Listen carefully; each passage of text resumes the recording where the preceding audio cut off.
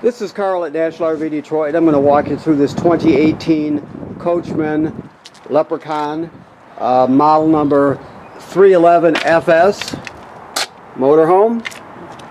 So this is not a floor plan video or a sales video. It's just a how-to video. I'm going to go over some of the features and let you know how they work. Okay, so we got plenty of basement storage here. Up here, this is where you fill your LP at. Okay. This is how to access the outside of your water heater. Now, right now you can see the plug is out, so this is empty. The water heater tank is empty and is bypassed right now because the trailer is winterized. So keep in mind there's no water in there. Never started up either on electricity or gas. Never started up without water in the water tank.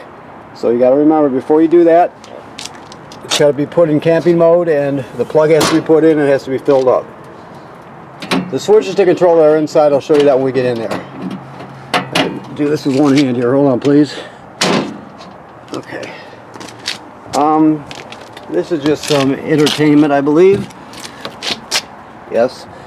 Radio and TV. This is just in case you decided to purchase a solar battery charger.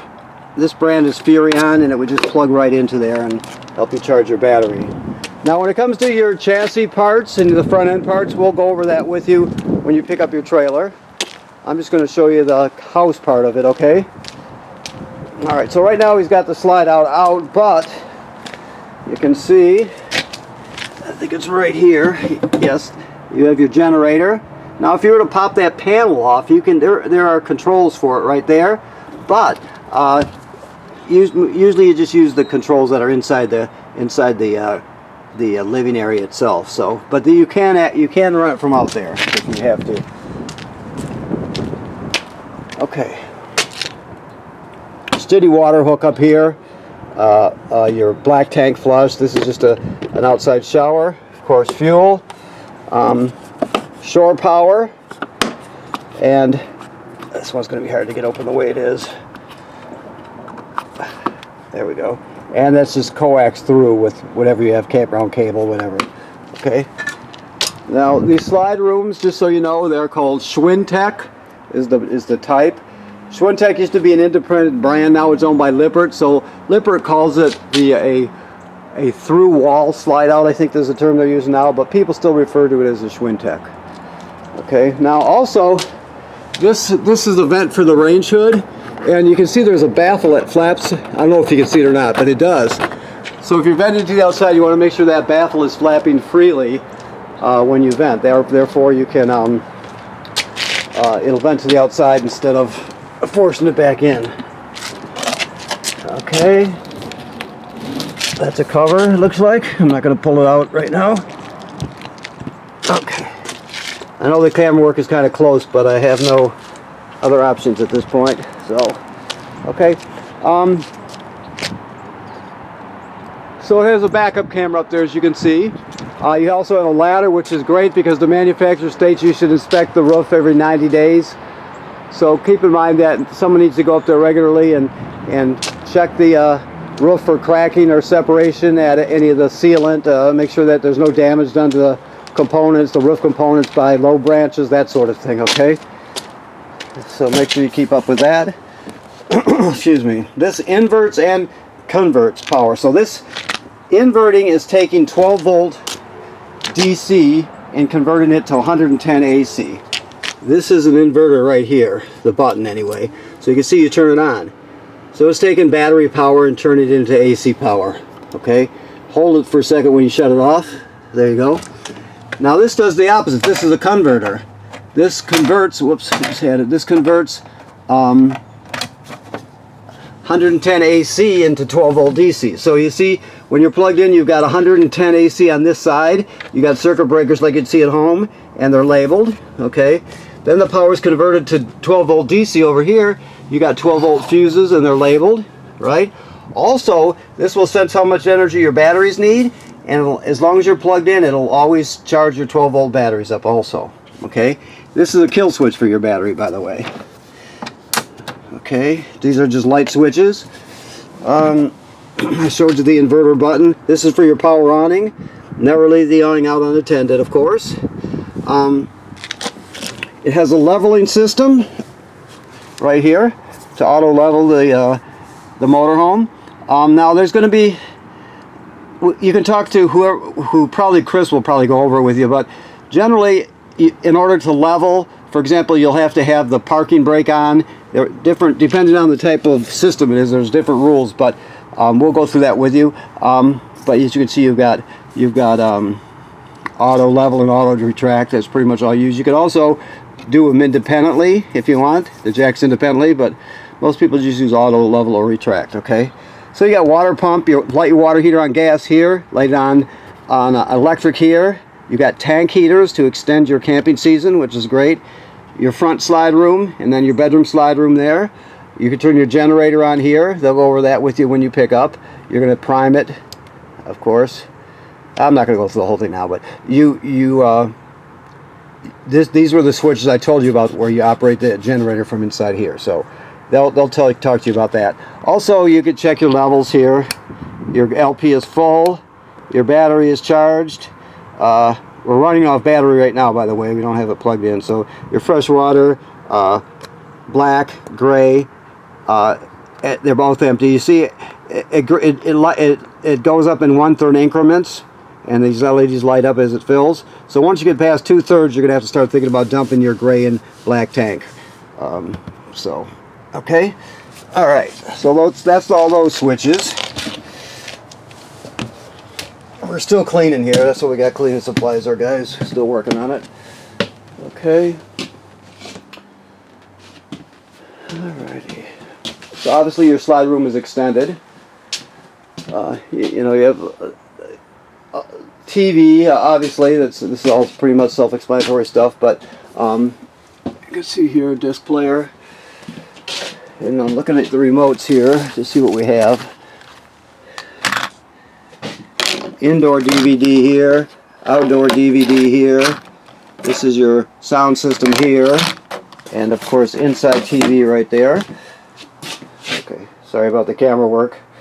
Now you can drop this table down and put it on these cleats and turn it into a bed if you need to. You can also jackknife this couch flat to turn it into a bed, so there's more sleeping room. Your refrigerator obviously works like any other refrigerator. Microwave. This is the rain chute I was telling you about. If you're going to vent it, you want to make sure that baffle on the outside is open. You also have a light. I don't know if he's got the gas turned on right now. We'll see here. If not, I'll just talk you through it. But this is all really simple. To spark it, you turn this clockwise, right? Then you got 3 knobs and 3 burners, and then of course this one's the oven. So let's see if he's got the gas turned on. Yes, he does. So it's that simple. When it comes to the oven, which looks like it's never been used once, we see that all the time. It's not surprising. This one you're going to have to light with a lighter, a grill lighter with a long neck on it. So you go to pilot, push and hold, and then you push it in and you hold it there. Then you're going to light the pilot light. After it lights, you still hold this in for another 10 seconds or so to heat it up. Then you go to operating temperature. Cycles as an oven does. But when you shut it off, the flame goes out, but so does the pilot light. So you have to relight the pilot light each time you use the oven. I'm going to leave that open because he's cleaning in here. So, okay. Thermostat works like pretty much any other thermostat. You hit the mode button to light it up. Then you just keep hitting it to cycle through. It'll give you the fan, which is just the air conditioner running without the compressor. And then of course it'll go to cool, which is the air conditioner, then to heat. Now if it offers you an option on fan speeds, always use auto. That's the best way to go. Okay, we're still cleaning. Like I said, sink and shower work like any other sink and shower. Your toilet, the thing to remember is that it sits right over the black tank, and when the black tank's empty, like let's say you just pulled into the campsite, you have to put a 1 dose of chemical right in the bowl. Then you'll step on the flush pedal. and let about a gallon of water flow into the black tank along with the chemical, and then you're ready to use it. You can't use it dry.